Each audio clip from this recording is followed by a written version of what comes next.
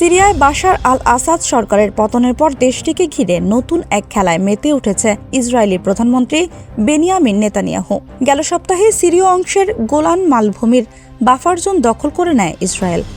এখন এ নিয়ে নতুন পরিকল্পনা ঘোষণা করেছেন নেতানিয়াহু। এভাবে সুযোগের সদ্ব্যবহার করায় নেতানিয়াহুর বিরুদ্ধে ক্ষোভ প্রকাশ করেছেন আরব বিশ্বের নেতারা। গোলান মালভূমিতে ইসরায়েলি বসতি বাড়াতে ইসরায়েলি সরকার 40 মিলিয়ন ইসরায়েলি শেকেল অনুমোদন করেছে। রোববার এক বিবৃতিতে এ তথ্য জানিয়েছে ইসরায়েলি প্রধানমন্ত্রীর অফিস। নিজেদের উত্তর সীমান্ত সুরক্ষিত রাখতে গোলান মালভূমিতে ইসরায়েলি জনসংখ্যা বাড়াতে চান নেতানিয়াহু।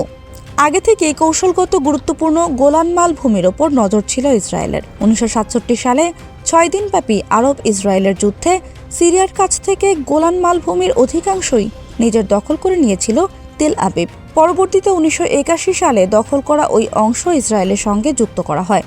এবার বাশার আসাদের পতনের পর আবারও সুযোগ বুঝে সীমানা বাড়িয়েছে ইসরায়েল।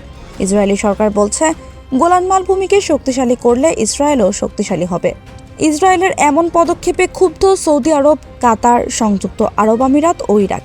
এ নিয়ে আনুষ্ঠানিক বিবৃতিও দিয়েছে দেশগুলোর সরকার। সৌদি আরব বলছে, সিরিয়ার নিরাপত্তা ও স্থিতিশীলতা ফেরানোর প্রচেষ্টাকে নস্যাৎ করে দিচ্ছে ইসরায়েল।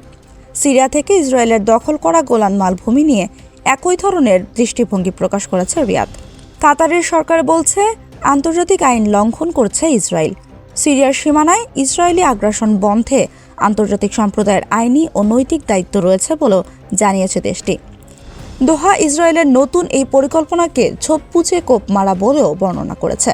ইসরায়েলি কর্মকাণ্ডের কড়া সমালোচনা করেছে সংযুক্ত আরব আমিরাতও। তারা বলছে, এতে করে এই অঞ্চলে আরও উত্তেজনা বাড়বে। প্রতিবেশী দেশের এমন দুর্দিনে এগিয়ে এসেছে ইরাকও। দেশটি ইসরায়েলের সিদ্ধান্তকে আন্তর্জাতিক আইনের সুস্পষ্ট লঙ্ঘন বলে জানিয়েছে। বাগদাদের ভাষায় গোলান মালভূমি সিরিয়ারই অংশ, এটা তারা জোরালোভাবে বিশ্বাস করে। তাই এই অঞ্চলের অবস্থা পরিবর্তনের যে কোনো চেষ্টা বাতিল হিসাবে গণ্য হবে। আরব দেশগুলোর এমন হুঙ্কারে আরেকটি আরব ইসরায়েলের যুদ্ধের ঝনঝনানি শোনা যাচ্ছে।